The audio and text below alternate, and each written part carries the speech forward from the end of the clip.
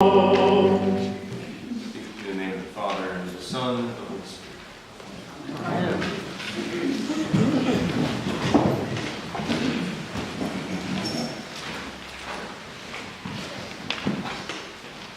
I have two stories for us this morning.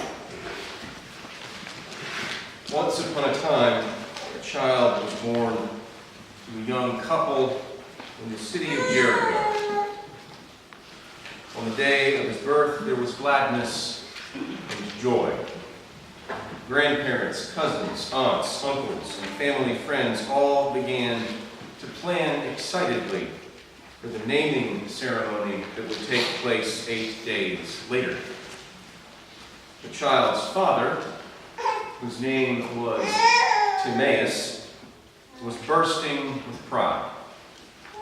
His firstborn child was also a son, the first, he hoped, of many. But on the day of the naming ceremony, Timaeus was attacked and killed while he was on his way to the synagogue by a man whose heart was filled with cruelty and hate. When the child's mother heard the news, she could not speak, so deep was her grief. And so, on the day of the naming ceremony, no one was able to name the child. And from that day forward, to symbolize the emptiness left in the wake of human cruelty and hatred, the child was only known as the son of Timaeus. Because tradition held that a son must also be known by his father's name, the child became called the son of Timaeus. The son of Timaeus. The son of Timaeus had a happy childhood growing up in Jericho.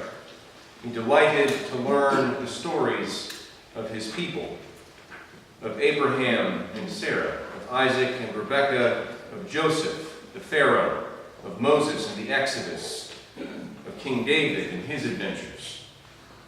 His favorite story, though, was of Joshua and the famous battle where the walls came tumbling down.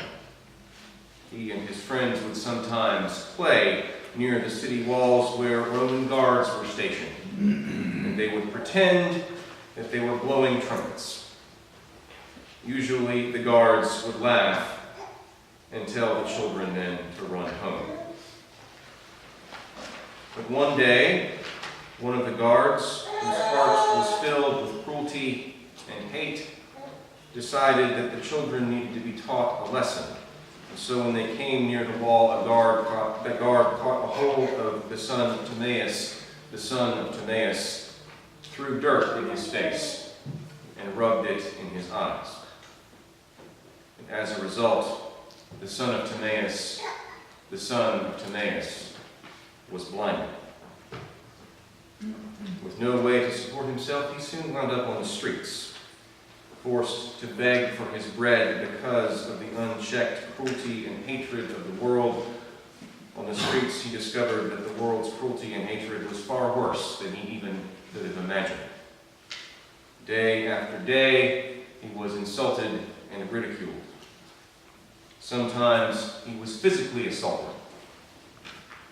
Even his fellow beggars would occasionally attack him and take what little money he had been given. Because he was blind and penniless, he knew that he was at the mercy of a heartless world. So he longed to be able to see again, so that he could earn his way in this world. But at times, he was actually glad that he was blind, because that meant that he did not have to see just how terrible the world's cruelty and hatred could be. For years, the son of Timaeus lived this way. Then one day he heard people talking about a certain man, Jesus of Nazareth. And the people seemed to think that this Jesus might be the Messiah, the descendant of King David, who would restore all things and usher in an age of righteousness. At first, the news sounded far-fetched. Just another charismatic charlatan in a world full of them. This Jesus was probably only using people's hopes to cheat them out of their last penny. But he kept hearing about things that Jesus was doing, hearing about how this Jesus was even restoring sight to the blind. And so when he heard that Jesus was coming near to where he was, the son of Timaeus decided to take a risk. He summoned all his strength and cried out, "Jesus, Son of David, have mercy. Save me. I who am a beggar, I call to you who are a king. Have mercy. Save me.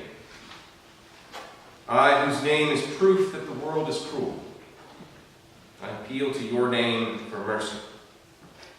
Save me. I who have nothing, not even my own name, I call out to you by your name and by your Father's name. Save me." He did not know that his voice would be heeded, but he strained with all of his might and risked the anger of the crowd so that his pleas would be heard. And for taking this risk, the son of Timaeus was granted his sight.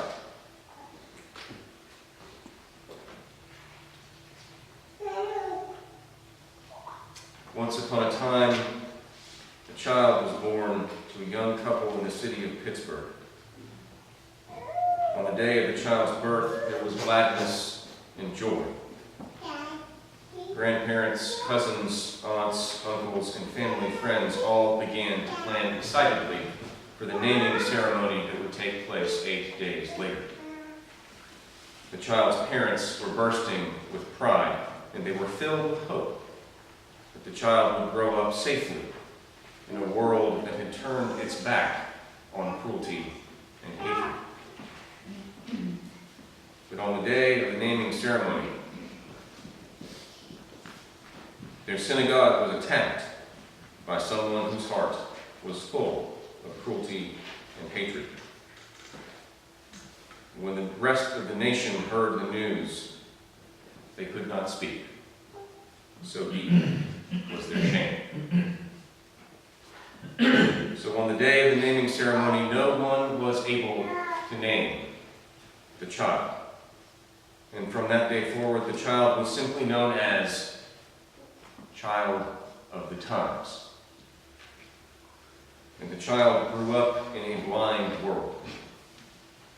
Grew up in a world blinded by bitterness and enmity and lust for power and the desire for domination over others. Grew up in a world so beset by blindness that many did not even understand that they were wandering in darkness. And even though the child could see the beauty and the wonder of the world and longed to sing and rejoice in the goodness of God's gifts, most of those around her said that she was full of youthful illusions that would soon disappear when she realized that, true to her name, she really was a child of the times. Yet still she clung to the hope that somehow salvation was possible. That somehow the world could be made to see again. And this child of the times learned from her faith to cry out, "God, have mercy. Save us. I, whose name is proof that the world is cruel, I appeal to you for mercy. Save us. I, who do not even have a name of my own, I call out to you by your holy name. Save us. The child of the times does not know that her voice will be heard. But she strains with all of her might and risks the anger of the crowd so that her pleas will be heeded. And foretaking this reason, will the child of the times be heard? That's up to us. We each have a choice about what our part is in this story. We can try to silence the voices of the children of the times, or we can lift up our voices in the same cry. Have mercy. God, save us.